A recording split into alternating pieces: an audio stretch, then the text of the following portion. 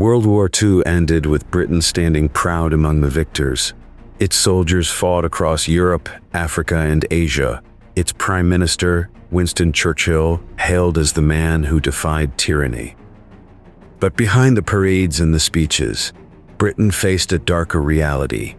The empire that once ruled a quarter of the world had won the war and lost a world. On number 10 Downing Street, the Prime Minister makes the momentous announcement for which the world had been waiting.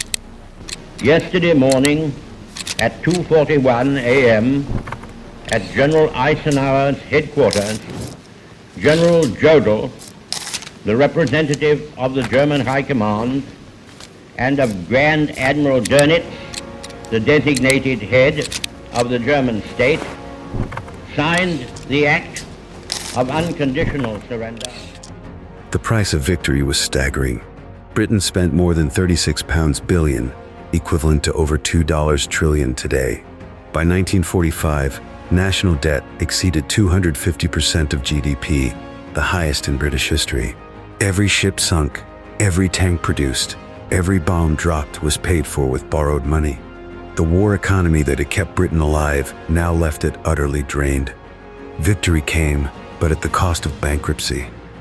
States cruiser Augusta, with Mr. Roosevelt aboard, and an accompanying destroyer. On meeting Mr. Roosevelt, Mr. Churchill's first act is to hand him a letter from the King. How these two powerful personalities are, by the will of their respective countrymen, invested with a decisive part in the molding of human destiny. The shape of things to come is in their hands. By 1941, Britain was broke. The country turned to its ally across the Atlantic, the United States. Through the Lend-Lease program, America supplied weapons, food, and fuel worth billions. But these lifelines came with strings attached. When the war ended, Washington wanted repayment and influence. The pound sterling, once the world's reserve currency, now depended on American loans. Britain had kept its freedom, but sold its financial independence. On the eve of India's independence, on the midnight of the 14th and 15th of August 1947, Lord Mountbatten said, I have a message from His Majesty the King to deliver to you today. This is His Majesty's message.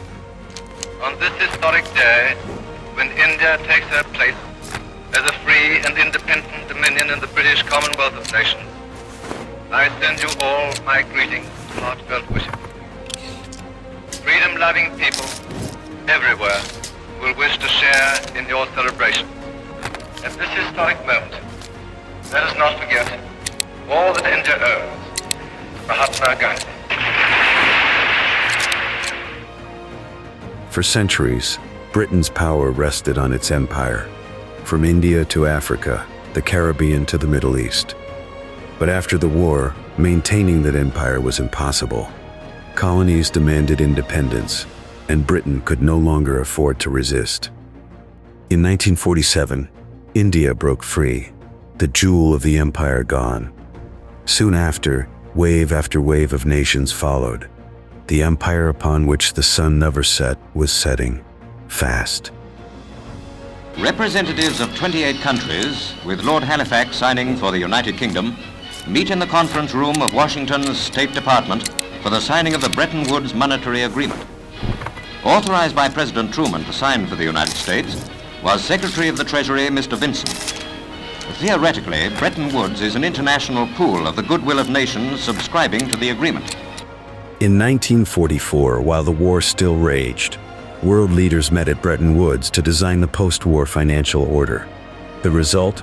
The US dollar became the new global reserve currency, pegged to gold. The British pound, once the backbone of global trade, was sidelined. America emerged as the banker of the world. Britain, once the creditor to empires, became a debtor to its ally. Social revolution caused by the war, which has changed the buying habits, and therefore the living habits, of the British people as drastically as bombs changed their towns. Pre-war, Great Britain imported 2/3 of the food it ate, and it ate pretty well. She bought as much as she wanted, of anything she could afford.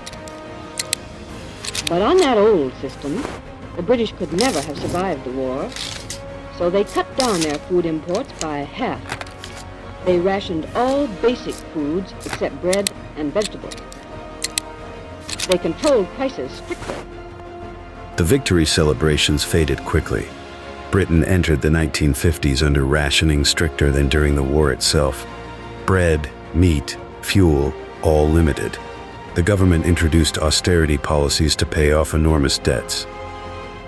Hospitals were short of supplies, industries outdated, and homes destroyed by bombings still unrepaired.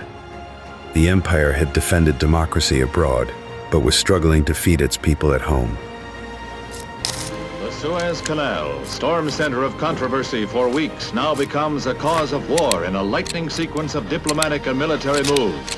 Since its seizure and nationalization by President Nasser of Egypt, the vital waterway has precipitated a new crisis in the already tense Middle East.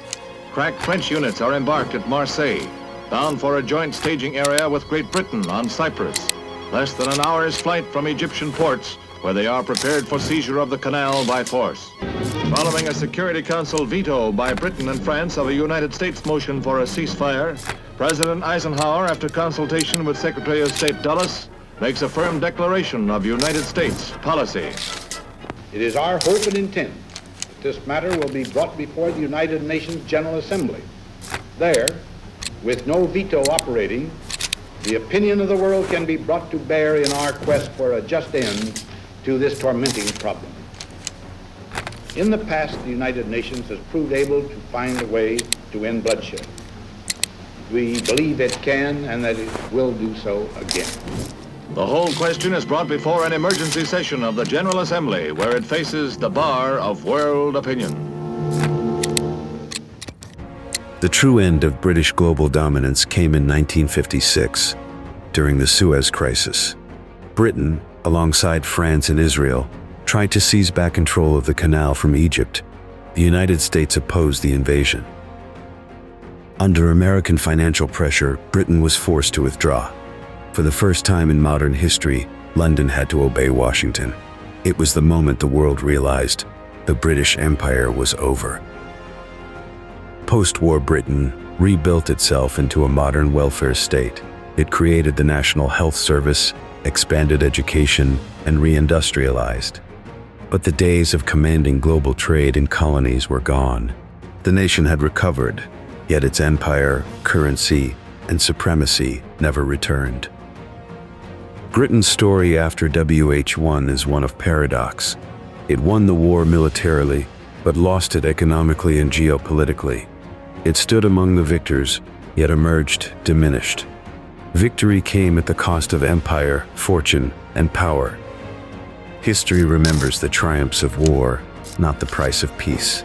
Britain's victory ensured freedom in Europe, but ended its reign over the world. In the end, the empire that once ruled the seas won the war and lost everything.